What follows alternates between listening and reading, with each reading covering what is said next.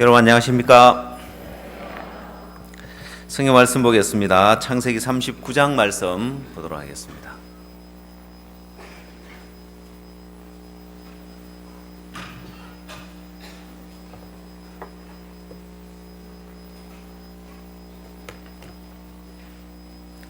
칠 절 말씀부터 제가 읽도록 하겠습니다.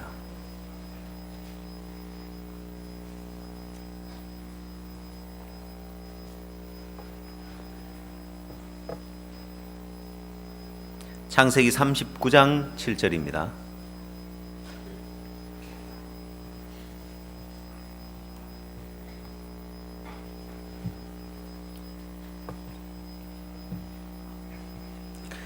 그 후에 그 주인의 처가 요셉에게 눈짓하다가 동침하기를 청하니 요셉이 거절하며 자기 주인의 처에게 이르되 나의 주인이 가중 재반 소유를 간섭지 아니하고 다 내 손에 위임하였으니 이 집에는 나보다 큰 이가 없으며 주인이 아무것도 금하지 아니하였어도 금한 것은 당신뿐이니 당신은 자기 아내임이라. 그런즉 내가 어찌 이 큰 악을 행하여 하나님께 득죄하리이까.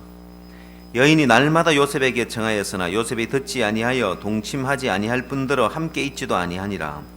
그러할 때 요셉이 시무하러 그 집에 들어갔더니 그 집 사람은 하나도 거기 없었더라. 그 여인이 그 옷을 잡고 가로되 나와 동침하자. 요셉이 자기 옷을 그 손에 버리고 도망하여 나가매 그가 요셉이 그 옷을 자기 손에 버려두고 도망하여 나감을 보고 집 사람들을 불러서 그에게 이르되 보라, 주인이 히브리 사람을 우리에게 데려다가 우리를 희롱하게 하도다. 그가 나를 급광코자 내게로 들어오기로 내가 크게 소리 질렀더니 그가 나의 소리 질러 부름을 듣고 그 옷을 내게 버려두고 도망하여 나갔느니라 하고 그 옷을 곁에 두고 자기 주인이 집으로 돌아오기를 기다려 이 말로 그에게 고하여 가로되 당신이 우리에게 데려온 히브리 종이 나를 희롱코자 내게 들어왔기로 내가 소리 질러 불렀더니 그가 그 옷을 내게 버려두고 도망하여 나갔나이다. 주인이 그 아내가 자기에게 고하기를 당신의 종이 내게 이같이 행하였다는 말을 듣고 심히 노한지라. 이에 요셉의 주인이 그를 잡아 옥에 넣으니 그 옥은 왕의 제수를 가두는 곳이었더라. 요셉이 옥에 갇혔으나 여호와께서 요셉과 함께 하시고 그에게 인자를 더하사 전옥에게 은혜를 받게 하시매 전옥이 옥중 제수를 다 요셉의 손에 맡김으로 그 재반 사물을 요셉이 처리하고 전옥은 그의 손에 맡긴 것을 무엇이든지 돌아보지 아니하였으니 이는 여호와께서 요셉과 함께 하심이라. 여호와께서 그의 범사에 형통케 하셨더라. 23절 말씀까지 읽겠습니다. 여러분 오늘 또 여러분들이 문화생활을 많이 하셨죠? 예. 그리고 참 복을 받은 삶을 살고 있는 것 같습니다. 오늘 또 특별히 또 복음반에서 또 많은 분들이 복음 말씀을 듣고 계시는데 저희 장인어른도 나주로 어제하고 오늘 참석하셔서 이렇게 말씀을 들으셨는데 저희 장인어른은 원래 하나님도 모르고 또 하나님도 찾지 않았던 분인데 여러분 예전에 강릉에 홍수가 난 적 있죠? 오래전에 강릉에 홍수가 나서 물난리가 났을 그때 어느 날 뉴스를 보니까 강릉에 물난리가 나서 강릉 일대가 다 지붕 처마 있는 데까지 물이 막 잠겨 있는 거예요. 그 뉴스를 들어보니까 저희 이제 처갓집 있는 동네인 거예요. 내곡동 그 남대천 옆에요. 그 제 아내가 잘 알지요. 저기 우리 집인데 뉴스에 보니까 이제 물은 처마 밑에까지 차 있고 연락은 두절돼 가지고 소식을 알 수가 없는 거예요. 어떻게 됐는지. 근데 또 그때 마침 고속도로까지 산사태가 나서 길이 차단됐어요, 보면은. 그래서 어떻게 와볼 수도 없고, 그 뉴스에만 귀를 기울이기를 고속도로가 다시 열렸다는 그 뉴스만 나오기를 기다렸습니다, 보면은. 그래서 이제 만반의 준비를 해서 달려오려고 이제 이런 홍수가 나면 제일 부족한 게 뭔지 아십니까? 물입니다, 물. 그래서 생수를 싣고 그 다음 뭐 물난리가 났으니까 뭘 끓여 먹을 수도 없겠죠, 그죠? 그래서 블루스타에다가 또 뭐 햇반에다가 먹을 걸 잔뜩 준비해가지고, 중요한 건 이제 어떻게 대피를 했는지 소식을 이제 못 들어 궁금한데, 마침 이제 처고문을 통해서 소식이 들려오는 거예요. 다행히 이제 피신을 해가지고 다행히 이제 안전하다는 거예요. 막상 이제 길이 열려서 이제 와 보니까 난리 이거 이제 말도 못할 그런 난리가 일어난 거예요. 물난리가 나고 나니까 그냥 물이 한번 스쳐 지나간 것이 아니라 온통 집안에 이제 뻘로 다 덮여버리는 거예요. 모든 걸 이제 다 버려야 되고 그러는데, 그 집안에 가서 이제 뭐 들어가 앉을 데도 없죠. 그동안 식사도 이제 못하고 이제 구호 이제 단체에서 주는 라면만 이제 겨우 끼니를 때우고 계셨는 거예요. 그래서 햇반으로 또 이제 해서 이제 식사를 개천에서 한 끼 이제 뭐 식당도 딴 데가 식당도 없으니까요. 대접해 드리고. 그래서 쭉 이야기를 듣는데, 아니 그래 빨리 대피하시지 왜 빨리 대피를 안 하셨냐 하니까, 이 물하고 대피하라는 방송차하고 같이 오더래요. 물이 밀려오는데, 무릎까지 밀려오는데 차가 와서 이제 방송이 나오더래요. 그래서 얼른 마당에 앉아 있다가 이제 얼른 집에 들어가서 장모님하고 그 다음 손녀를 보고 있었는데, 손녀 들쳐 업고 이제 나오니까 벌써 허리까지 물이 차더래요. 그리고 이제 골목길이 완전 강이 돼가지고 물이 흘러가는데 벽으로 바짝 붙어가지고 나오는 거예요. 그 길 중간에는 물살이 너무 세니까. 저희 장모님은 이제 관절염을 앓고 계셔가지고 건강하지 못하신데, 그래서 애를 들쳐 업고 장모님 손을 잡고 피신을 해 나오는데 벌써 할머니 한 명이 떠내려 가더래요.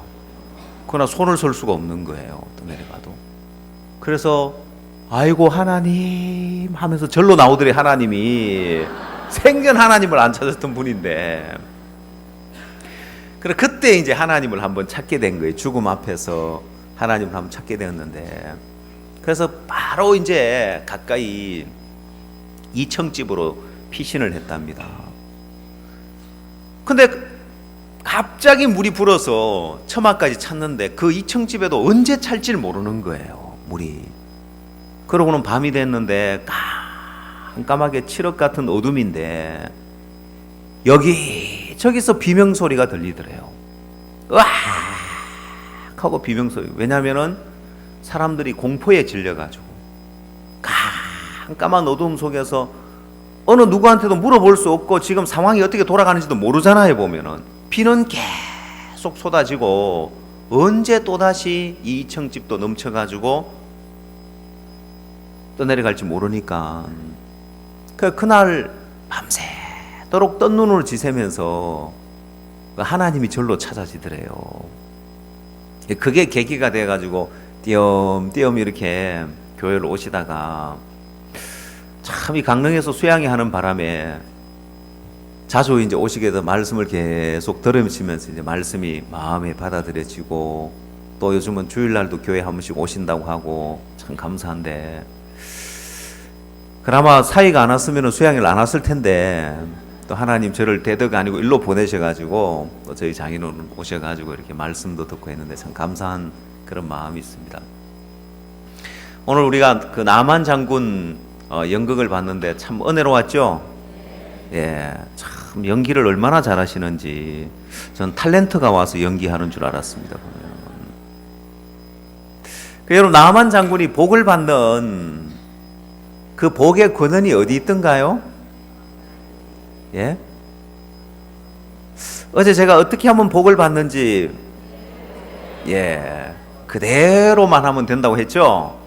나만 장군이 선지자의 말씀대로 요단강에 가서 7번 몸을 씻으라. 그리하면 네 살이 여전하여 어린아이의 살과 같이 깨끗하지라 했는데 그대로 하니까 깨끗하게 났죠? 예. 제가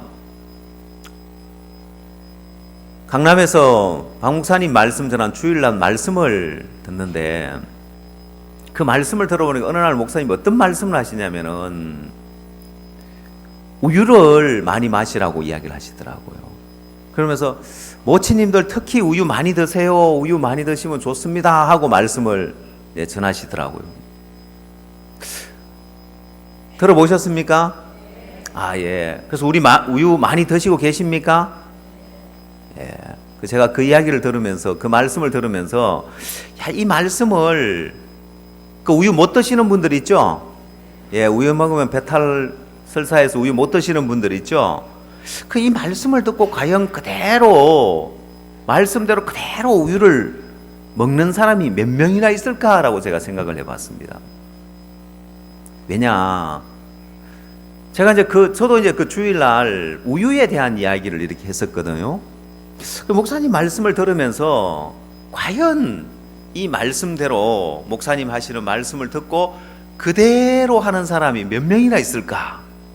우유를 못 먹는 사람 중에 나는 여전히 우유를 못 먹어, 우유를 먹으면 배탈이나 하고 안 먹고 앉아 있느냐, 아니면 조용히 우유를 마시라고 하니까 내가 배탈이 나지만 계속 우유를 먹자.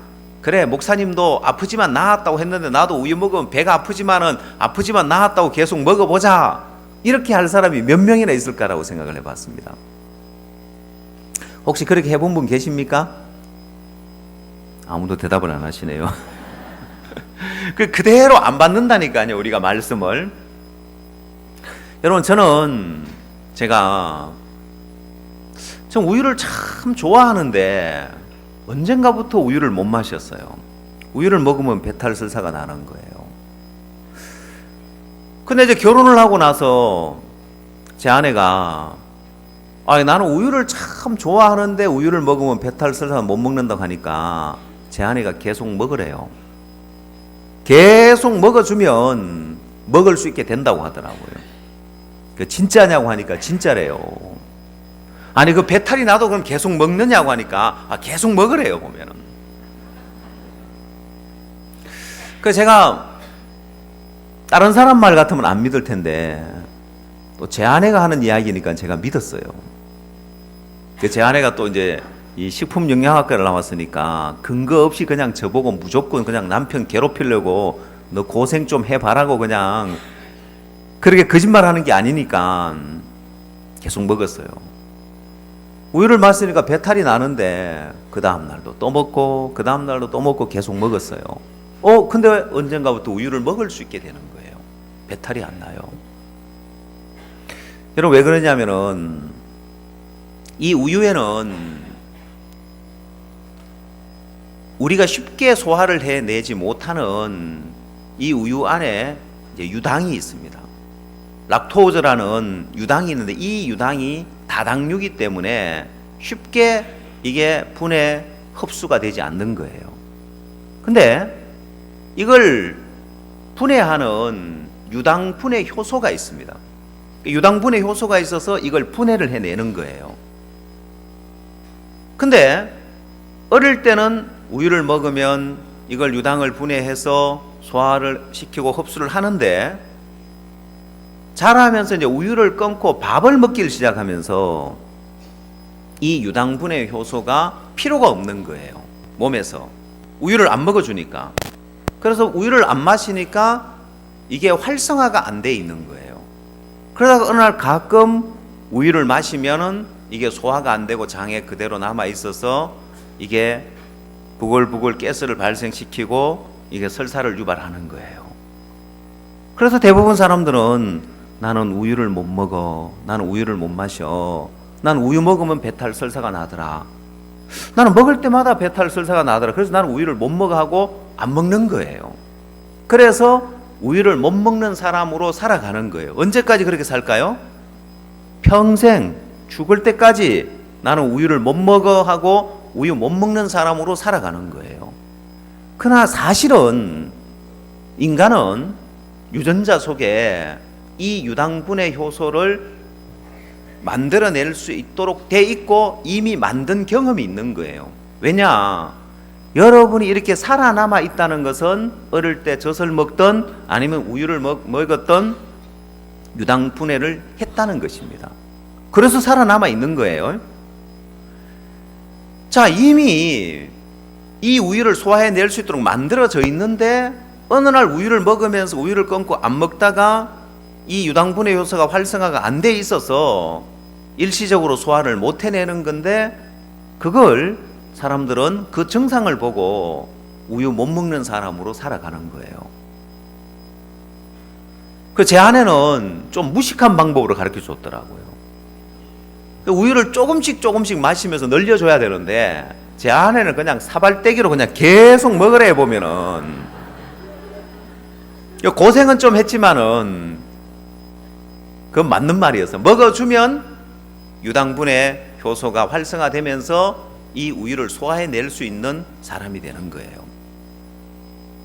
그래서 제가 이제 이 부분을 보면서, 믿음의 세계도 마찬가지다.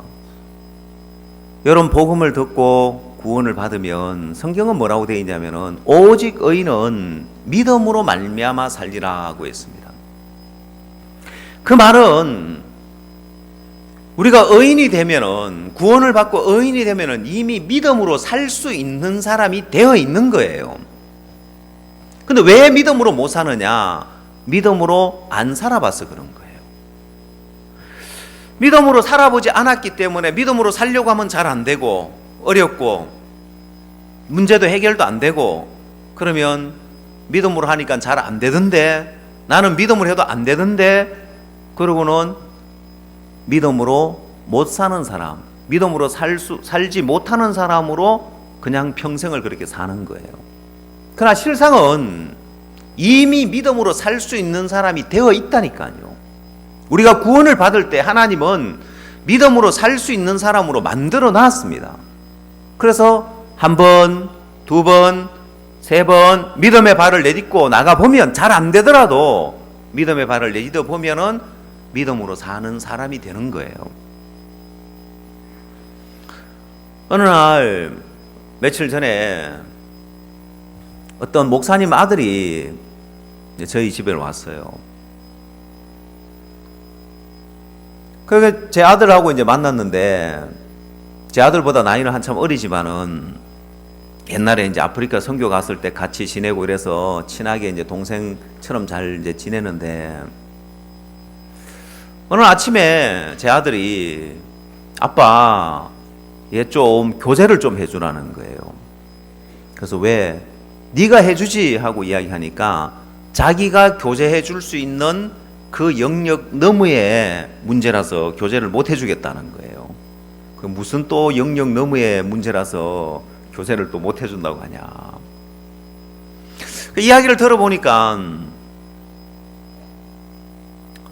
얘가 이제 대학 입시를 준비하는데 믿음으로 이제 준비를 한 거예요. 그리고 또 믿음으로 간증도 했대요. 내가 이 대학에 입학을 한다고. 만나는 사람마다 다 간증하고 믿음의 소리를 했는데 결과를 보니까 떨어진 거예요.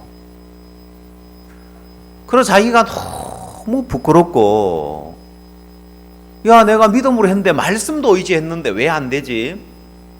야, 내가 이렇게 부끄러운데 앞으로 믿음으로 어떻게 살겠나? 그런 시험에 들어 있는 거예요. 그래서 제가 어떤 이야기를 해주냐면은, 야, 너 야구에 홈런왕 아냐 하니까 내가 홈런왕 안 돼요. 여러분 홈런왕 아세요? 홈런을 잘 치는 사람. 그럼 여러분 나갈 때마다 홈런을 치던가요? 여러분 홈런왕이 된 사람들은 타율이 3할대를 넘기가 어렵습니다. 10번 나가서 3번 겨우 친다는 거예요. 그러면 7번은요? 보기 좋게 헛스윙을 하고 삼진 아웃을 당하고 들어오는 거예요. 그러면 아이고 넘사 싫어라, 아이고 부끄러라, 내가 저렇게 많은 사람 앞에서 헛스윙하고 삼진 아웃을 당하고 왔는데 다음에 어떻게 또 이제 타석에 서서 홈런을 노리겠냐. 그래 부끄러워서 못합니까? 아니죠. 아랑곳하지 않고 다음에 또 홈런을 노리죠. 그래서 제가 그 형제에게, 야, 부끄러운 것은 뭐가 부끄러운 건지 아냐? 믿음으로 살려고 시도를 안 하는 거다. 네가 10번 믿음으로 살려고 발을 내딛어서 한 번 믿음의 역사를 경험하더라도 그건 정말 귀하고 아름다운 거다. 정말 부끄러운 것은 믿음으로 살려고 발을 내딛어 보지도 않는 것이다. 부끄러움 당할까 싶어서 발을 내딛지 않는 그게 부끄러운 거지, 내가 믿음으로 한다고 발을 내딛고 믿음의 소리를 했는데 안 된 게 부끄러운 게 아니다. 그런 말을 배울 때 처음 여러분들의 아이들이, 손자나 손녀가 그런 말을 했던 거 기억하십니까? 우리 애가 걸었다 하고 박수 친 게 애가 몇 발짝 걸었을 때입니까? 예, 한 발도 아니고 반발. 겨우 반발 내딛고 넘어졌는데도 걸었다고 그렇게 기뻐하고 그날을 기억하고 계시죠? 예, 요즘 우리 목사님들은 다들 이제 목사님들 나이가 이제 많이 됐으니까 손자 손녀를 이렇게 보셔요. 손자 손녀를 보고는 너무 귀여워하는 거예요. 너무너무 이뻐하는 거예요. 이번에 수양회 사회를 보신 김진수 목사님 계신데 좀 무뚝뚝하시죠? 사회를 좀 너무 딱딱하게 보시죠? 안 그렇습니까? 예. 그래서 이제 주위에 첫날 사회를 보고 나니까 옆에서 목사님들이 좀 부드럽게 보라고 하셨는가 봐요. 그게 많이 부드럽게 한 게 그렇게 하는 거예요. 그래서 제가 어느 날 우리 김준수 목사님이 손자를 봤는데 제가 물어봤어요. 목사님, 손자 보니까 좋으시죠? 귀엽고 사랑스럽죠? 하니까 에이, 나는 손자 해도 별로 그렇다 하면 그러시는 거예요. 그래서 제가 이상하다. 다들 막 껍벅 죽으시던데 목사님은 감정이 없으시고 저래 무뚝뚝하신가 했는데 웬걸 몇 개월 지나고 나니까 있잖아요. 제일 어떻게 하시느냐. 어느 날 전화를 하셔가지고 손자를 바꿔라는 거, 며느리한테. 아니 걔가 지금 말도 못하는데 무슨 전화를 바꿔라고 하냐. 그러고는 할배다 하면서 있잖아요. 말도 못하려고 전화 통화를 이렇게 하는 거예요. 이뻐 죽어요 요즘은요.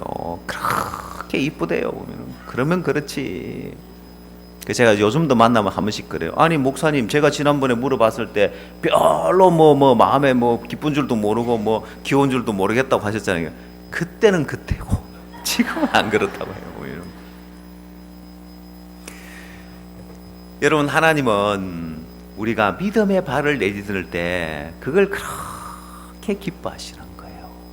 내가 어설퍼도 잘 못해도 믿음의 발을 내딛고 나가다가 또 넘어지더라도 믿음의 걸음마를 배우는 거예요. 한 걸음 한 걸음 믿음의 걸음마를 배우면서 또 넘어지더라도 또다시 일어나고. 그래서 제가 그 형제에게, 야, 넌 참 위대한 발을 내딛은 거야. 네가 그걸 부끄러워하면 사단은 너 보고 그 부분을 부끄럽게 여기고서 다시 믿음의 발을 내딛지 못하게 만드는 거야. 아니야, 너 믿음의 발을 그렇게 내딛는 거야. 그래서 이제 마음이 금방 또 밝아지는 거예요. 여러분, 우리는 이미 신년사 말씀에서도 같이 영혼을 구원함에 이르는 믿음을 가진 자라고 했죠. 자, 그래서 믿음의 발을 내딛어 본 사람은 실패하더라도 잘 안 되더라도 믿음의 발을 내딛어 본 사람은 믿음을 터득하게 돼 있는 거예요. 근데 믿음을 터득하지 못한 사람은 될 만한 일에만 늘 발을 내딛는 거예요. 그리고 자기가 이해되는 범위 안에서 따르려고 하는 거예요. 자, 박목사님께서 여러분 우유 많이 드십시오, 모치님들 특히 우유 많이 드십시오 했는데 제가 생각을 해봤습니다. 우유를 못 먹는 모치님들은 아이고 먹으면 좋기야 하겠지만은 난 우유를 못 먹는데 어떡해요, 나는 우유 못 먹는 사람이에요 하고는 안 먹고 앉아 있겠죠, 그죠? 그대로 안 받는다는 거예요. 그대로 받으면 복인데 자, 우리에게 들려지는 이 하나님의 말씀 하나하나가 그대로 받으면 복인데 우리는 그대로 안 받는 거예요. 며칠 전에는 오래전에 만났던 어떤 부인이 전화를 하셨어요. 한 10년쯤 전에 신앙생활을 하셨던 분인데 전화가 와서 목사님 제 누군지 아시겠습니까? 하고 연락이 왔더라고요. 그래서 제가 그분이 그 당시에 미용실을 하는 분이었고 그 당시 이제 구원을 받아서 제가 가서 머리도 깎고 또 말씀 교제도 하고 이래 했던 분이기 때문에 기억을 하죠. 상담을 하러 오고 싶다는 거예요. 서울에 계신 분인데 인천까지 오시겠다는 거예요. 마음에 병이 있어서 찾아오겠다는 거예요. 그럼 뭔 영문인지 모르지만은 제가 일요일 되면은 상담하는 분이 많아서 바쁜데 그래도 시간을 빼서 오시라고 했습니다. 와서 쭉 이야기를 하는데 인생 사는데 너무 어려운 거예요. 벌써 며느리를 봐서 아들이 장가를 가서 며느리를 봤는데 고부간의 어떤 그 갈등 때문에 너무 어려워하는 거예요. 같이 살지도 않는데 며느리를 좀 꾸짖을 일이 있어서 꾸짖었는데 아들이 며느리 편을 든 거예요. 전화를 해가지고 엄마는 왜 하냐고 엄마를 또 나무랭 아들이. 그래서 이제 막 이런저런 제가 볼때 특별한 일 아닌데 일어나는 갈등에 이제 이 문제 해결이 안 되는 거예요.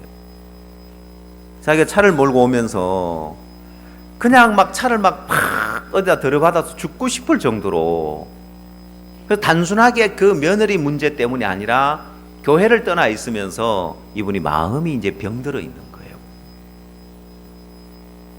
그래서 제가 이제 이 말씀을 찾아서 이야기를 해드렸습니다. 시편 107편 말씀을 한번 찾아보십시오.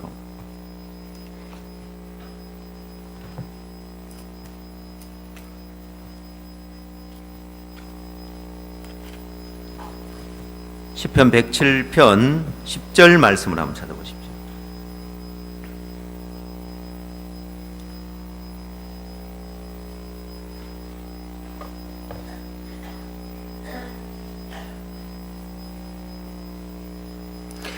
사람이 흑암과 사망의 그늘에 앉으며 공고와 쇠사슬에 매임은 하나님의 말씀을 거역하며 지존자의 뜻을 멸시함이라 했습니다.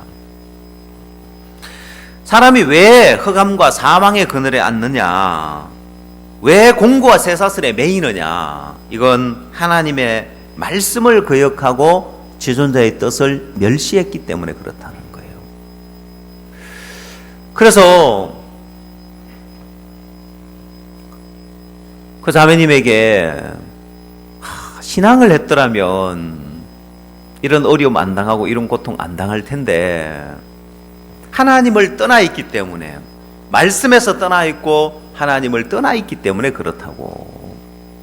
그 아들은 복음을 들었었는데 이제 세상 아가씨를 만나서 결혼해서 사는 거죠. 야, 주님 안에서 결혼해서 살면 얼마나 복되었을까. 왜냐, 제가 미국에 달라스 수양에 가서 양천의 한 자매님을 엘리베이터에서 만났습니다. 미국에 아들하고 이제 며느리께서 그 수양회를 참석하신 거죠. 근데 이 자매님이 너무 기뻐하는 거예요. 막 입이 다물어지지 않을 기뻐요. 제가 그렇게 좋으세요 하니까 아이고 목사님 보기만 해도 너무 좋습니다 하면서 입이 다물어지질 않는 거예요. 내가 며칠 전에 그 자매님은 그렇게 행복해하고 그렇게 즐거워하는데 반대로 자기도 교회를 떠나 있고 아들도 교회를 떠나 있고 아들이 세상 여자 만나 결혼해서 그 가정에 이제 죽고 싶을 정도로 괴로워하고 뭐라고 하냐면은 아들이 이혼했으면 좋겠다 하는 거예요. 얼마나 마음이 괴로우면은 그 소리를 하겠어요. 그렇죠? 젊은 사람들이 이혼하려고 해도 참아라, 참고 살아라고 할 판인데 마음이 얼마나 고통이 되고 괴로우면 그 소리가 나오겠어요. 본인도 그냥 죽고 싶다. 두 부인이 똑같이 복음을 들었는데 한 분은 너무 행복해하고 있고, 제가 그렇게 좋으세요? 그럼요 목사님, 보기만 해도 절로 그냥 입이 다물어지지 않습니다. 이 부인은 너무 괴로워서 죽고 싶다고 하는 거예요. 여러분, 우리에게는 인도자가 있어야 됩니다. 여러분, 사람들은 인도를 안 받아본 사람은 종종 한다고 비난하는 사람도 있는데, 내가 종의 음성을 그대로 받고 따르려고 보면 이건 성령의 인도를 받지 않으면 그대로가 안 돼요.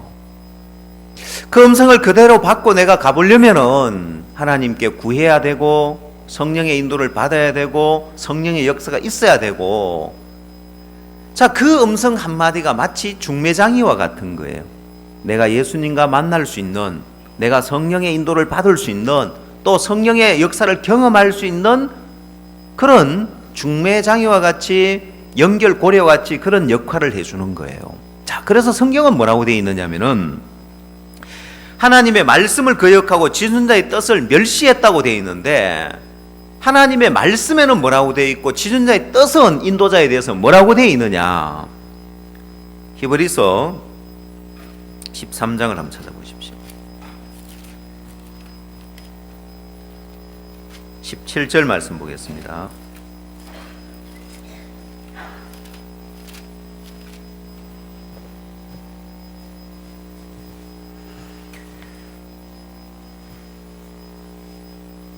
히브리서 13장 17절입니다.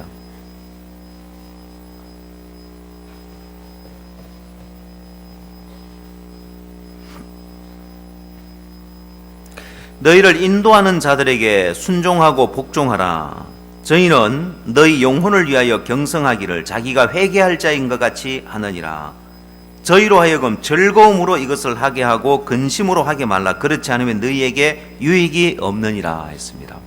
자, 여기에 너희를 인도하는 자들에게 순종하고 복종하라. 저희는 너희 영혼을 위하여 경성하기를 자기가 회개할 자인 것 같이 하느니라. 이 경성한다는 말이 무슨 말인지 아십니까? 경성한다. 자, 여러분, 이 경성한다는 것은 항상 살피고 주의한다는 이런 뜻을 가지고 있어요. 적의 침입에 대비해서 밤잠 안 자고 지킨다는 이런 이제 의미입니다. 그럼 여러분은 여러분 영혼에 대해서 그렇게 경성합니까? 여러분 영혼을 그렇게 돌아봐요? 지켜요? 아니요, 우린 그냥 살고 있습니다. 자, 여러분 혹시 여기 이제 부인자매님들 이렇게 많이 계시고, 또 청년들도 이제 청년 자매님들도 계시고 이런데, 어느 날 옆에 자매님 피부가 참 좋아져 있고 피부가 희어져 있으면 뭐라고 물어봐요? 예? 관심이 가요? 예. 관심이 가죠? 예. 여러분 혹시 피부를 관리받는다는 이야기 들어보셨죠? 예. 피부 관리사도 있고 관리를 받는 거예요. 왜요? 여러분은 손이 없습니까? 뭐 눈이 없습니까? 뭐 화장품 바를 줄 몰라요? 알죠? 그러나 그거 하고 관리를 받는 거하고 다르죠? 예.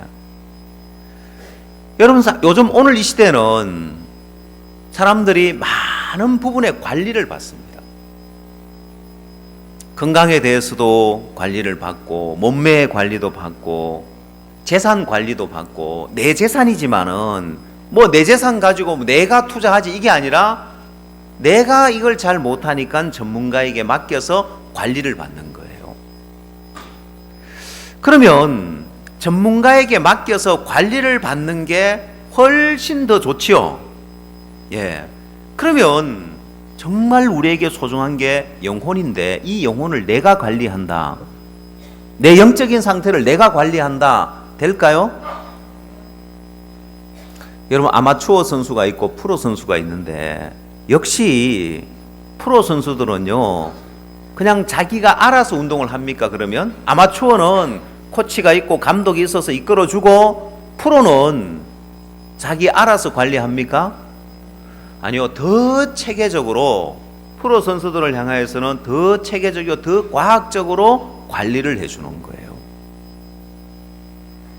그래서 이 선수의 이제 모션이나 몸 동작이나 이런 것들을 비디오로 찍어서 과학적으로 분석해 가지고, 옛날 어느 투수가 있었는데 유명한 투수인데 슬럼프에 빠진 거예요.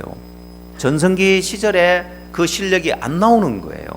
그래서 이제는 전성기를 지났기 때문에 실력이 떨어지는갑다 했는데 그게 아니고, 그걸 비디오로 찍어서 자세하게 비교를 해보니까 무릎이 전성기 때 비해서 조금 덜 올라가는 거예요. 투수가 이제 무릎을 탁 올렸다가 그 반동으로 던지잖아요. 그죠? 그걸 적게 올라가는 걸 발견하고 무릎을 더 올려라고 모션을 할 때, 그러니까 옛날 그 실력이 또 나오더라는 거예요. 그러니까 정확하게 그런 것까지도 하나하나 비디오로 체크해 가면서 관리를 해주는 거예요. 자, 그러면 우리 영혼을 누가 관리한다고요? 예? 내 스스로 내 영혼을 내가 관리한다고요? 여러분, 미용사들은 자기 머리 자기가 깎습니까? 못 깎죠, 그죠? 예, 내 영혼 내가 관리를 못합니다. 이 내 영혼을 인도자가 관리를 하는데, 인도자는 마치 자기가 회개할 자인 것 같이 너희 영혼을 위하여서 경성한다는 것입니다. 그래서 뭘 하라고 했습니까? 그래서 뭘 하라고요? 너희를 인도하는 자에게 순종하고 복종하라는 것입니다. 왜? 이 영혼을 마음껏 관리하도록, 자산 관리를 하는 회사에서는 고객이 투자를 하면은 이걸 마음껏 이걸 관리하고 투자할 수 있도록 권한을 다 주는 거예요. 자, 그것처럼 내 영혼에 대해서 인도자에게 내 영혼을 관리하도록 전적으로 맡기는 거예요. 그러려면은, 맡긴다는 게 뭐냐면은 내가 순종하고 복종하는 거예요. 자, 요한복음 2장에서 예수님이 두 가지 말씀을 했다고 했죠. 이 축복의 통로, 축복의 권한이 무슨 말씀을 하시는지 그대로 하라고 했습니다. 하나님이 천지를 창조할 때도 그대로 되니라, 그대로 되어, 그것이 하나님 말씀의 능력이 나타날 수 있게 하는 통로였습니다. 요한복음 2장에서 예수님의 처음 역사도 무슨 말씀을 하시는지 그대로 하라는, 그것이 예수님의 그 능력의 통로였습니다. 오늘 우리 마음에도 역시 지존자의 뜻은 뭐냐면은, 지존자의 뜻은 너희를 인도하는 자에게 순종하고 복종하라고 했단 말입니다. 그대로 받으면 그게 복의 권한인데, 거기에서 벗어났기 때문에 공고와 쇠사슬에 매이며 사망의 그늘에 앉아 있는 거예요. 자, 사단은 우리에게 이 복의 권한에서 떨어지게 만들기 위해서 하는 일이 있습니다. 여러분, 그리스도인들이 웬만한 핍박을 받고 웬만한 어려움을 받아도 다 극복하고 일어납니다. 근데 그리스도인들이 맥없이 떨어져 나가는 부분이 하나가 있어요. 여러분, 구원을 받고 신앙을 하면서 이 복된 삶을 살려면은 반드시 하나 알아야 할 부분이 있습니다. 예를 들어 봅시다. 돌을 캐는 데 가서 석공들이, 요즘은 기계로 이렇게 장비로 많이 하지만은 옛날에는 손으로 돌을 깨냈습니다. 그래서 큰 집채만한 돌들도 석공들이 그 돌산에서 그 돌들을 떼내는 거예요. 깨내는 거예요. 제가 어떤 돌을 다루는 석공한테 물어봤습니다. 아니 그 큰 돌들을, 그 단단한 돌들을 어떻게 그걸 깨내느냐고 물어보니까 나무에 결이 있는 것처럼 돌에도 결이 있답니다. 이 돌의 결을 딱 보고 어디를 쳐야 될지를 살핀답니다.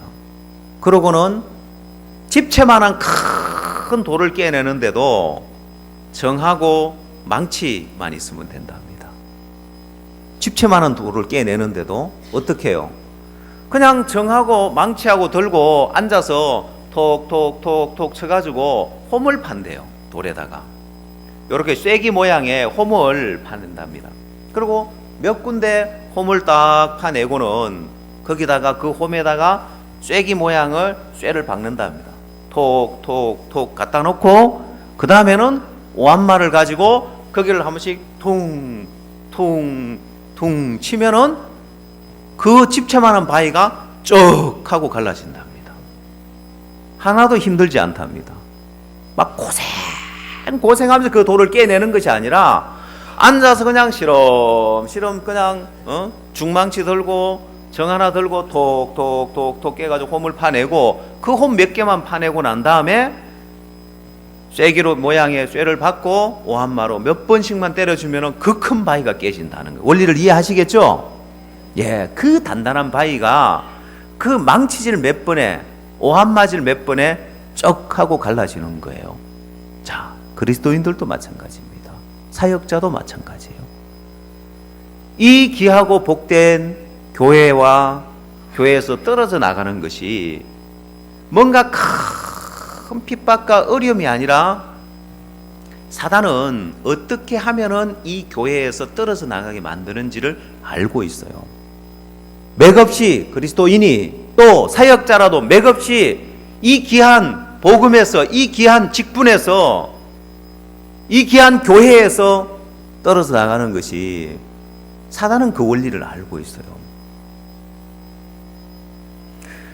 근데 이런 많은 그리스도인들이 왜 이 교회에서 떠나게 되는지 그걸 잘 모르고 있습니다. PPT 한번 띄워주십시오.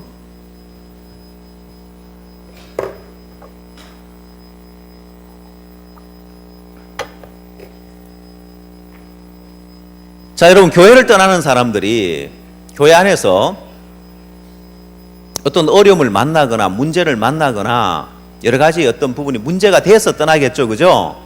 근데 교회 안에서 어떤 일이나 어떤 사람을 문제 삼는 자체가 잘못됐어요.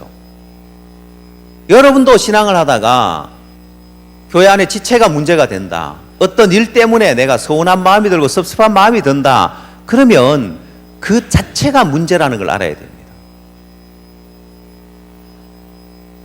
지난번에 마인드 콘테스트를 하는데 일반부에 어떤 부인이 나와서 발표를 하더라고요.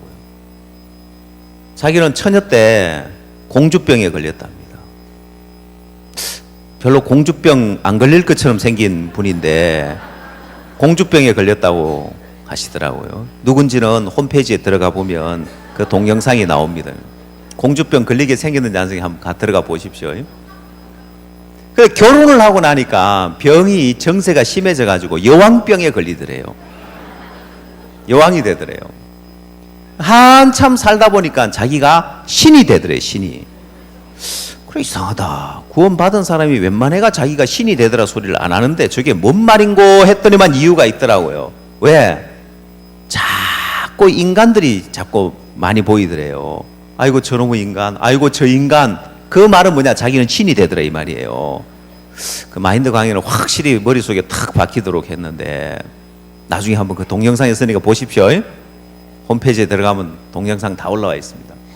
사람이 문제된다는 것 자체가, 어떤 사건, 어떤 일이 문제된다는 것 자체가 잘못인데 왜 그러냐. 다음. 자, 사람들의 마음이 어떤 사건에 어떤 어려움을 만나게 되면은 좋은 마음으로 받아들이려고 해보고 이해를 하려고 해봅니다. 근데 문제는 사단은 우리가 이해가 안 가는 일들을 줘요. 그냥 우리가 이해하고 넘어갈 수 있는 일을 주는 것이 아니라 아무리 생각해도 이건 내가 뭐가 잘못됐냐, 내가 잘못을 해서 내가 이렇게 이런 이야기를 들으면 억울한 거예요. 서운한 거예요. 섭섭한 거예요. 이해가 안 가는 거예요. 좋은 마음으로 받으려고 해도 안 되기 때문에 이해가 안 가니까 이제는 교회나 종이 틀렸다고 생각해요. 내가 옳은데, 그러고 그게 심해지면은 교회나 종을 불신하게 되고 대적하는 길로 가게 돼 있습니다. 자, 근데 사단이 이렇게 하는 게 아니에요. 이건 표면적으로 나타나는 모양이고, 그 전에 사단이 하는 일이 있는데 많은 그리스도인들이 이전에 사단이 어떤 일을 해놓고 어떤 문제를 야기시켜 놓는지를 잘 모르고 있기 때문에 당합니다. 보면은 이게 문제가 아니에요. 근본적으로는 이것 말고 다른 문제가 있습니다. 그래서 여러분들도 표면적으로 어떤 일이나 어떤 문제나 어떤 사람이나 이게 문제가 아니라 그 너머에 사단이 하는 일이 있는데 그게 뭔지를 알아야 되는 거예요. 사단이 어떤 일을 하는지 보십시오. 다음. 자, 근본적인 문제는 뭐냐? 바로 텀이 생긴 것입니다. 나하고 종가의 사이에 텀이 나고 나하고 교회 사이에 텀이 생긴 게 문제인 거예요. 자, 큰 바위를 깨내는데 먼저 뭘 했죠? 틈을 하나 만든 거예요. 쐐기가 들어갈 수 있는 바위에 홈을 파서 적은 그 틈을 하나 만들어 놓고 거기다가 쐐기 모양의 쇠를 받고 오한마로 몇 번 쿵쿵쿵 때리니까 바위가 쭉 갈라진다 했죠? 자, 그것처럼 사단은 먼저 틈을 만들어 놓은 거예요. 많은 그리스도인들이 내가 지금 종과 나 사이에 틈이 생겼고 교회와 나 사이에 틈이 생긴 그걸 크게 문제 안 삼아요. 좀 있으면 나가 떨어지게 돼 있어요. 천하 없는 사람이라도 이렇게 틈이 생기면은 사단은 그 틈을 먼저 내고 그 틈 사이에 사람들의 마음에 옳은 생각을 넣어주고 서운한 마음을 넣어주면은 이 귀한 교회에서 이 귀한 복음에서 떨어져 나가게 돼 있어요. 자, 근데 사람들은 이 틈이 생겼을 때 이 틈을 해결하려고 안 해요. 마음에서 어떤 틈이 생기고 거리가 생겼는데 이걸 메꾸려고 안 하고 이 거리를 없애려고 안 해요. 여러분, 마음의 거리가 생긴 건요, 탕자를 한번 보십시오. 탕자가 회개하고 아버지 집으로 돌아오죠. 내 아버지 집에는 양식이 풍족한 품꾼이 얼마나 많은고 나는 여기서 줄여 죽는구나. 이에 일어나서 아버지에게로 돌아가니라. 자, 아버지에게 돌아가니까 어떤 일이 일어났어요? 아직도 상거가 먼데 아버지가 저를 보고 처근히 여겨 달려와 목을 안고 입을 맞추니. 아들이 뭐라고 했죠? 아들이 가로되 아버지여, 내가 하늘과 아버지께 죄를 얻어 사오니 지금부터는 아버지의 아들의 일컬음을 감당치 못하겠나요? 나를 품꾼 안으로 보소서 했어요. 자, 아버지와 목을 안고 입을 맞추고 이제 상거가 먼 게 아니라 아버지가 달려와서 그 거리를 좁혀줬죠. 목을 안고 입을 맞추는데도 마음의 거리는 여전히 있는 거예요. 마음의 거리는 여전히 있죠. 아버지는 아들로 맞아들이는데 아들의 마음에는요, 하늘과 아버지께 죄를 얻어 사오니 아버지의 아들의 일컬음을 감당치 못하겠나이다. 나를 품꾼 안으로 보소서 하죠. 종으로 마음의 거리가 있는 거예요. 자, 그래서 아버지가 그 마음의 거리까지도 없애줘요. 자, 발에 신을 신기고 손에 가락지를 끼우고 살찐 소를 잡아서 잔치를 베풀죠. 그리고 이 내 아들은 하고 아버지가 내 아들이라고 그 마음의 거리를 없애주는 거예요. 자, 그러니까 이제 큰아들이 와서 아버지와 함께 잔치상에 함께 앉아있는 이 작은 아들을 향하여 비난을 하죠. 큰아들은 여러 해 아버지를 섬겨 명을 어기며 얻거늘 내게는 염소 새끼라도 주어 나와 내 붓으로 즐기게 하신 일이 없더니, 자, 틈을 내려고 하는 거예요. 그러나 이 아들의 마음에 아버지와의 마음의 거리가 없어져 버렸습니다. 마음의 거리가 없어지니까 큰아들이 회방하는 그 회방이 작은 아들을 아버지에게서 떼낼 수 없는 거예요. 왜? 텀을 없애버렸으니까. 거리가 없어졌으니까요. 여러분, 오늘날 많은 그리스도인들이 마음의 거리를 두고 살고 있습니다. 그럼 여러분, 마음의 거리를 두고 살고 있으면은 교회에 붙어 있는 것처럼 보이지만은 언제 나가 떨어질지 몰라요. 구원을 받은 지 10년이 됐다 할지라도 20년이 됐다 할지라도 또 사역자가 됐다 할지라도 마음의 거리가 있고 마음의 텀이 나 있는 사람은 그 텀에 사단이 서운한 마음도 넣어주고 옳은 마음도 넣어주고, 그래서 이 교회와 이 귀한 복음과 멀어지게 만드는 거예요.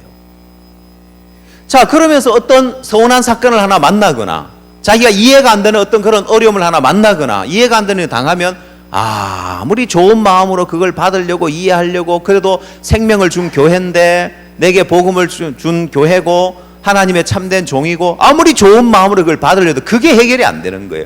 그걸 해결하려고 하는 동안은 망합니다. 그 전에 이게 문제가 아니라, 야, 내 마음에 이게 텀이 생긴 게 문제인데, 그러면 이 텀이 왜 생기느냐는 거예요. 마음의 거리가 생기고 텀이 생긴 게 문제인데 이 텀이 왜 생기느냐. 다음. 자, 왜 텀이 생기는지 알아야 되는데 그것은 바로 자기를 신뢰하는 마음 때문에 그렇습니다. 사단은 우리를 넘어뜨리기 전에, 구원받은 그리스도인들을 넘어뜨리기 전에 마음의 틈을 주는데, 이 틈은 왜 생기느냐? 내가 나를 신뢰하기 때문에 생기는 거예요. 내 자신을 신뢰하기 때문에, 내 생각을 믿고 내 판단을 믿기 때문에 이 틈이 생기는 거예요. 자, 이렇게 이제 틈이 생기고 난 다음에 사단은 거기다가 뭘 넣어준다고요? 오름을 넣어주는 거예요. 그리고 서운한 마음, 섭섭한 마음을 주는 거예요. 그러면요, 천하 없는 그리스도인이라도 거기서, 교회에서, 이 귀한 복음에서 멀어지게 되어 있습니다. 자, 그래서 여러분이 이 귀한 복음과 함께, 교회와 함께 하려면은 내가 교회에 붙어 있으면 되지, 내가 신앙생활 열심히 하면 되지, 그게 아니라 사단이 어떻게 일을 하는지를 정확하게 알아야 되는 거예요. 그래서 여러분 마음에 어떤 사람이 문제가 되고 어떤 사건이 문제가 되면 그걸 풀려고 하면 끝이 없어요.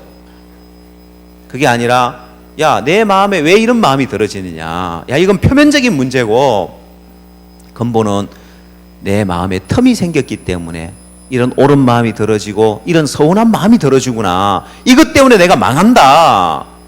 그러면 내가 이 텀이 왜 생겼느냐? 바로 자기를 신뢰하는 마음 때문이라고 했죠. 다음. 자, 보디발을 보면은, 보디발이 요셉을 감옥에 보냈죠. 그렇죠? 그러면 요셉과 보디발 사이에 보디발의 아내가 거짓말로 간계한 그 꾀로, 간사한 그 혀로 불신을 집어넣어 줍니다. 자기 남편에게 요셉에 대한 불신을 넣어줘요. 여러분, 오늘 우리가 읽은 본문 말씀에 보면은 이 보디발의 아내가 요셉을 유혹을 했죠. 근데 오히려 요셉이 자기를 급강코자 들어와서 소리 지르니까 이 겉옷을 벗어두고 나갔다는 거예요. 이 겉옷이 증거라는 거예요. 그러면 여러분, 보디발이 아내의 말을 듣고 그 요셉이 벗어 던져간 옷을 보니까 완벽하게 쏘가 넘어갈 수밖에 없는 거예요. 자, 이렇게 이 보디발의 아내가 간교하게 이간을 쳐서 요셉과 보디발과의 관계를 끊어버리고 요셉을 감옥에 보내는 것처럼 얼마든지 여러분에게도 사단은 이 교회와 이간을 칠 수 있고 종과 이간을 칠 수 있다는 걸 알아야 됩니다. 어떤 사람에게요? 아무에게나 그렇게 하는 것이 아니라 어떤 사람에게요? 텀이 생긴 사람에게. 아시겠어요? 어떤 사람에게요? 텀이 생긴 사람에게 그렇게 할 수 있는데, 그 텀이 뭐라고요? 자기를 신뢰하는 거예요. 자, 여러분, 이 보디발이 자기를 신뢰하는 사람이기 때문에 자기 아내 말을 듣고 그 옷을 보니까 이건 틀림없이 요셉이 이런 짓을 했구나 믿어버린 거예요. 자, 자기를 신뢰하는 사람일수록 신뢰하는 그 마음이 크면 클수록 틈은 넓게 벌어져 있습니다. 그런 사람을 넘어뜨리기는 참 쉬운 거예요. 사기 도박단이 있습니다. 들어보셨습니까? 시골에 사기 도박단이 침투해가지고 땅 문서 갖다 바치고 집 문서 갖다 바치고 다 날려요. 여러분, 그렇게 사기를 치기 전에 제일 먼저 하는 일이 뭔지 압니까? 자기를 신뢰하게 만들어요. 도박에 빠져들게 하기 위해서 자기를 신뢰하게 만드는 거예요. 처음에는 잃어주는 거예요. 그리고 어느덧 야, 내가 이 도박에 좀 소질이 있구나, 자기를 신뢰하게 만드는 거예요. 그러고 나면 이제는 떡 주무르듯이 주무르는 거예요. 그 사람이 가지고 있는 모든 재산은 사기 도박단 건 거예요. 주거니 받거니 잃어주고 따기도 하고 하다가 원하는 대로 언제든지 집 문서도 챙길 수 있고 땅 문서도 가져오게 만들 수 있고, 자기를 신뢰하는 사람에게 사단은 떡 주무르듯이 주무를 수 있는 거예요. 자, 그래서 오늘 우리가 본 본문 말씀을 돌아가 봅시다.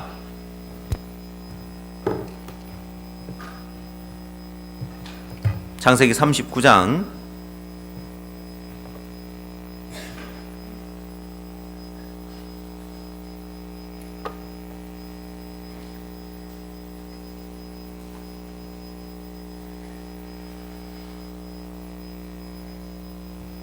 19절 말씀 보겠습니다.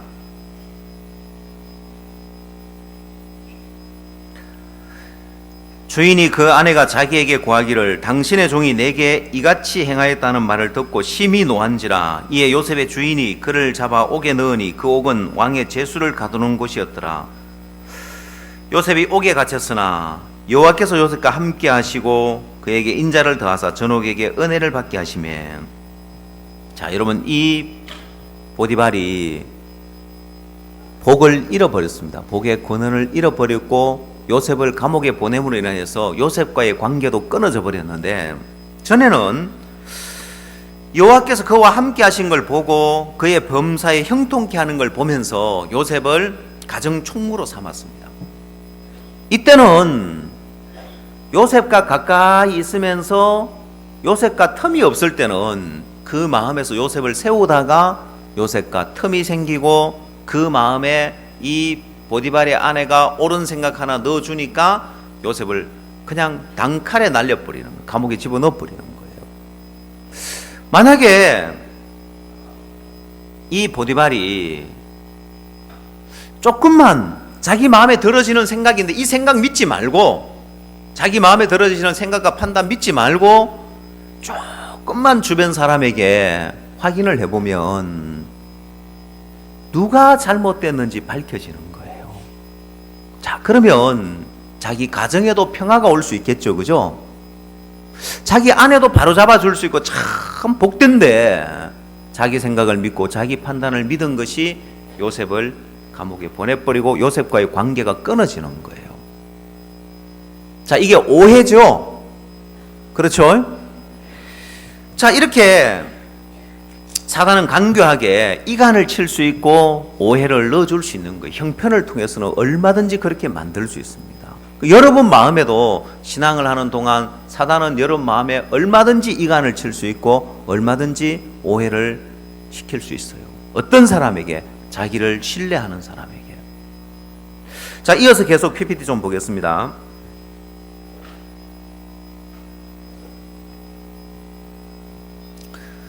자, 그래서 이제 틈이 이제 생긴 사람들의 신앙, 외자는 빼고요. 예. 틈이 생긴 사람들의 신앙, 자기를 신뢰하는 마음 때문에 틈이 생기는데, 자, 하와의 어떤 그 마음에 틈이 생깁니다. 하와의 마음에 사단이 이간을 치죠. 자, 하나님이 선악을 알게 한 나무의 실과를 먹지 마라, 먹는 날에는 정령 죽으라고 했는데 사단이 하와에게 하나님이 동산 모든 나무의 실과를 먹지 말라 하시더냐 하고 물어요. 자, 이간을 치는데 하와의 마음에 이미 틈이 나 있는 거예요. 자, 이렇게 사단이 이간을 치고 하나님과 멀어지게 만들고 범죄하게 만들고 하나님을 떠나게 만들 수 있었던 것이 뭐냐면은 이미 그 마음에 틈이 나 있었다는 거예요. 선악을 알게 하는 나무 열매를 따먹어서가 아니라 그 전에 먼저 텀이 나 있었는데 그게 뭐냐면은 바로 자기를 신뢰하는 마음이 있었다는 거예요. 자, 그래서 하나님은 먹지 말라, 정령 죽으리라. 사단은 결코 죽지 않는다고 하니까 여자가 내가 그 나무를 한번 봐야 되겠다. 그래서 여자가 그 나무를 본 적 어때했죠? 그 나무를 보니까 먹음직하고 보암직하고 지혜롭게 할 만큼 탐스러운 나무들. 내가 봤을 때 이 나무가 참 좋아 보였다. 그래서 그 나무 열매를 따먹었습니다. 자, 이렇게 사단이 이간을 칠 수 있었고 범죄하게 만들 수 있었고 하나님을 떠나게 만들 수 있는 게 텀이 나 있었죠. 그 텀이 뭐라고요? 자기를 신뢰하는 마음이 이미 들어와 있었다는 거예요. 많은 사람들이 신앙을 하면서 뭐 내가 이렇게 신앙하면 되지, 나름 복음 전하고 주님 섬기고 신앙하면 되지, 마음에 텀이 나 있어서 망하는 위치 가운데 있는데도 안 들어요. 망한다고 해도 안 듣는다 말입니다.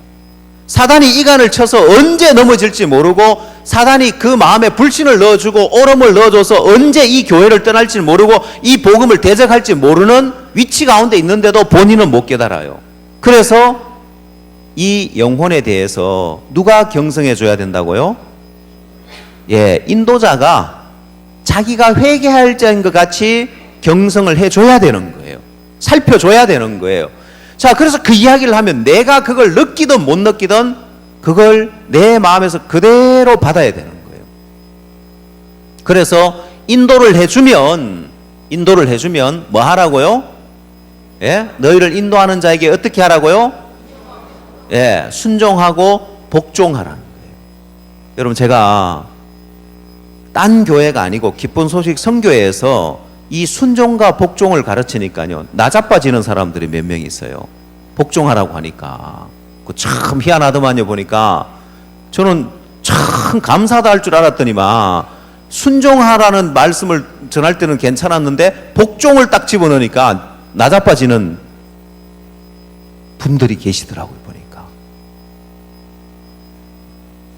근데 제가 한번 강릉 수양했던 것 같은데 이 순종과 복종에 대한 말씀을 전하니까 이 순종과 복종에 대해서 영어 성경에는 항상 그래요. 영어는 이 마음의 정신 문화가 이제 발달해, 물질 문화가 발달되기 때문에 이 마음의 세계를 표현하는 단어가 부족해요.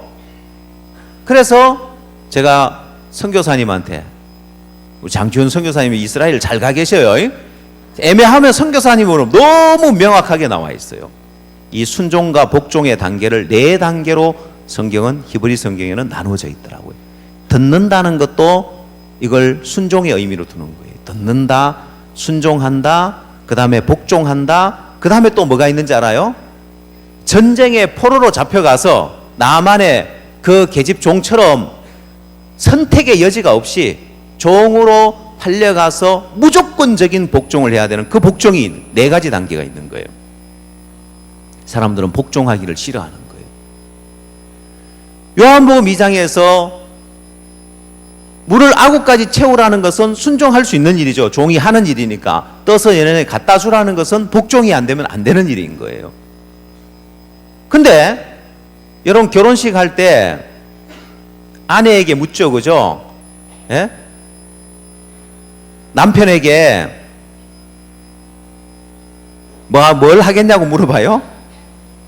예?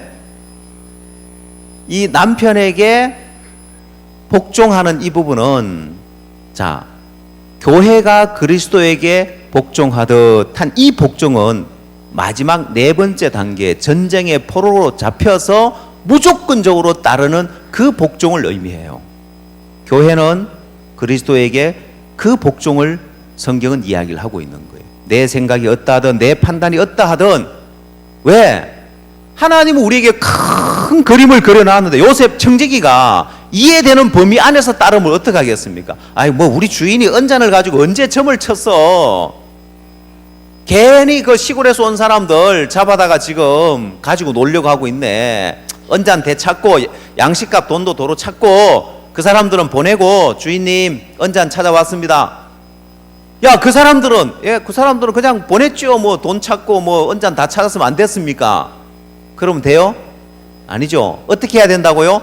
따라 미쳐 그대로 말하니라 했단 말이에요. 이 복종이 안 되면 하나님이 그려가는 큰 그림이 그려지지 않는다고 했죠.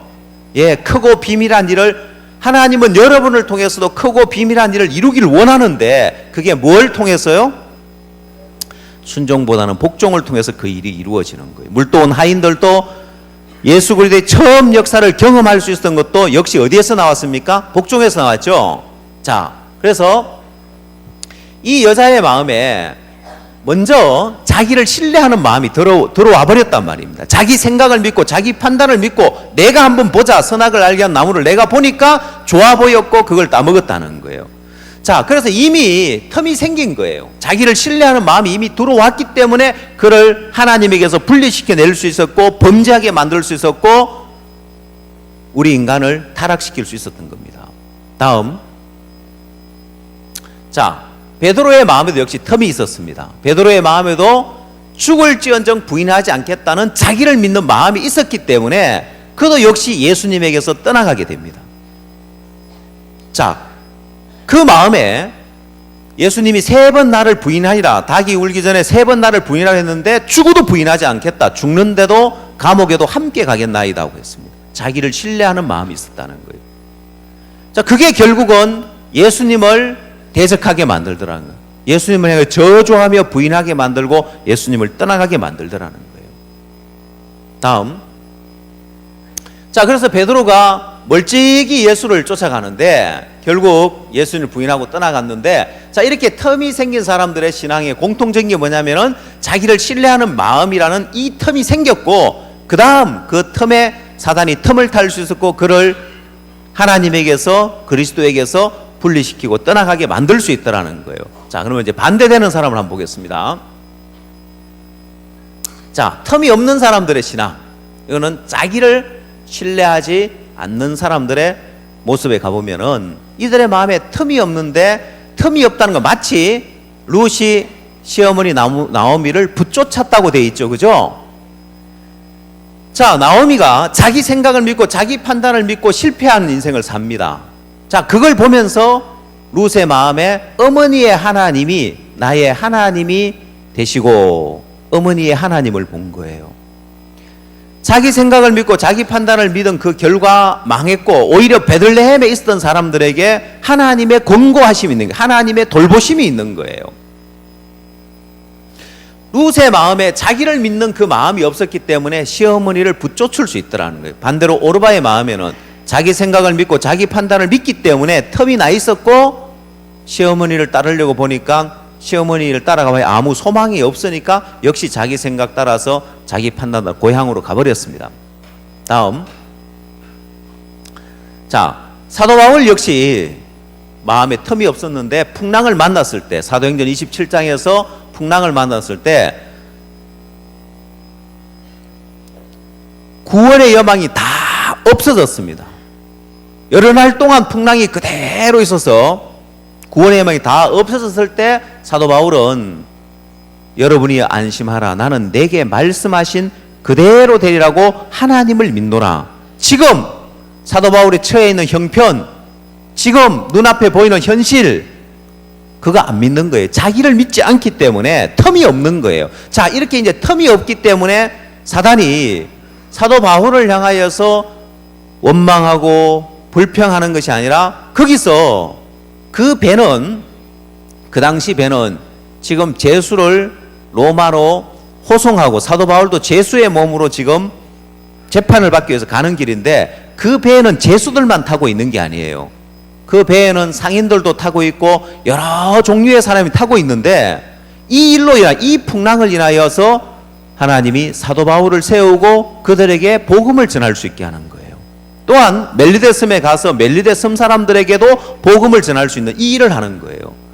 사도 바울의 마음에 하나님이 이 사도 바울을 통하여서 큰 그림을 그리고 있는 거예요. 지금 눈앞에 보이는 풍랑이지만은 이 풍랑을 통해서 하나님이 그려놓은 큰 그림이 있는데 결과적으로 가보니까 너무너무 복된 역사들이 일어나더라는 거예요. 사도 바울을 통해서 크고 비밀한 일들이 펼쳐가기 거예요. 그게 사도 바울의 마음에 틈이 없기 때문에 하나님을 향해 원망하거나 불평하거나 서운한 마음을 갖거나 섭섭한 마음을 갖는 것이 아니라 그 풍랑 속에서도 그 마음의 소망을 이야기할 수 있고, 뱀에게 물리고 독사에게 물리고 어떤 형편이 와도 그 마음의 소망을 이야기할 수 있다는 거예요. 그게 사도 바울의 마음에 자기를 신뢰하지 않았기 때문에 틈이 없었기 때문에 하나님이 그를 통해서 마음껏 들어설 수 있었고, 그를 통하여 하나님의 뜻을 이룰 수 있었습니다. 다음, 그 다음 이제 요나단의 병기던 자, 그도 역시 요나단과 그 사이에 틈이 없었습니다. 그래서 앞서 가소서 마음을 같이하여 따르리다. 자, 틈이 없는 사람들을 통해서 이들이 요나단과 요나단 병기던 자 단 2명이 올라갔지만은 이들 역시 하나님의 크고 비밀한 일들을 보게 됩니다. 자, 이렇게 오늘 시간이 없어서 다 이야기 못하지만은 여러분이 하나 분명히 알아야 될 것은, 이제 여러분 신앙 속에 일어나는 문제들, 여러분 마음에 들어지는 오름들, 서운한 마음들, 섭섭한 마음들, 이거 해결하려고 하지 마십시오. 그건 끝없이 여러분 삶 속에 그걸 해결하려고 하면은 꼬리에 꼬리를 물고 계속 그 문제들이 일어나게 되어 있습니다. 그래서 저는 근본, 이건 내 마음에 이미 틈이 생겼기 때문에 사단이 나를 이 교회와 또 이 귀한 복음과 분리시키려고 이 틈 사이에 밀어넣는 쐐기와 같은 거구나. 그 오름이 마음에 자리를 잡고 서운한 마음이 딱 자리를 잡으면은 구원받은 지 10년, 20년 된 사람들, 심지어 목회자가 돼도 이 교회와 복음과 멀어지고 떠나가는 거예요. 그래서 여러분 마음에 깨달아야 할 것이, 사단이 나를 넘어뜨리기 전에 먼저 틈을 만들구나. 나는 그 틈을 용납하고 살면서 내가 지금 넘어지고 망하고 복음과 떠나고 교회를 대적하고 불신할 그 위치에 있는 사람이라고 생각지 않는 거예요. 망한다고 해도 망한다고 생각지 않는 거예요. 그대로 안 받아들이는 거예요. 왜? 내 영혼을 내가 경성하고 있는 게 아닌데 너희를 인도하는 자에게 순종하고 복종해라. 너희 영혼을 경성하기를 자기가 회개할 자인 것 같이 한다고 했는데, 내 영혼을 경성하는 자에게 그 음성을 들어야 되는데, 내가 복음 전하고 있고 내가 신앙하고 있고 주님 섬기고 있으면 이렇게 하면 되지 하고 그냥 신앙을 하려고 하는 거예요. 그러나 인도자는 망하는 길에 서 있다는 걸 이미 보고 있고 인도를 해 주려고 하는데, 이미 오름이 들어와 있는 사람은 이제 거의 망하기 일보 직전인 거예요. 서운한 마음이 들어있고 섭섭한 마음이 들어있는 사람은 이제 겨우 망하기 이제 일보 직전인데도 안 들어요. 오름만 이야기하고 서운한 마음만 이야기를 해요. 근데 여러분 마음에, 내 마음에 이 오름이 틈타고 서운한 마음이 자리를 잡은 것이 이미 틈이 있었구나. 내 마음에 틈이 생겼기 때문에 내가 교회와 나 사이에, 종과 나 사이에 이미 틈이 생겼고 내가 이미 망하는 위치 가운데 가 있었구나. 그래서 사단이 이 오름을 넣어줬구나. 사단이 이 서운함을 넣어줬구나. 이거 내가 받아들이면 망한다. 그러면 옳고 그르고를 따져야 되는 것이 아니라 틈을 메꿔야 되는 거예요. 나를 신뢰하는 마음을 빼내고 내 마음에 종과 거리가 있는 것, 교회와 거리가 있는 이 틈을 메꿔야 되는 거예요. 나를 신뢰하는 마음을 버리고 순종하고 복종하면, 이게 지존자의 뜻이기 때문에 이렇게 안 하면 사람이 공고와 쇠사슬에 매이고 흑암과 사망의 그늘에 앉는 거예요. 근데 이제 내 마음에 이 틈을 제하고 인도자한테게 순종하고 복종하면 어떤 삶이 주어지느냐. 자, 여러분이 잘 알고 있는 시편 23편을 한번 찾아보십시오.